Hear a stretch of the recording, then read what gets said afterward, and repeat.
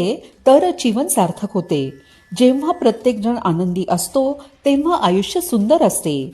कर्नाटकातील बागलकोट जिल्ह्यामधील लाडू मुत्या बाबा सध्या सोशल मीडियावर ट्रेंडिंगवर आहेत.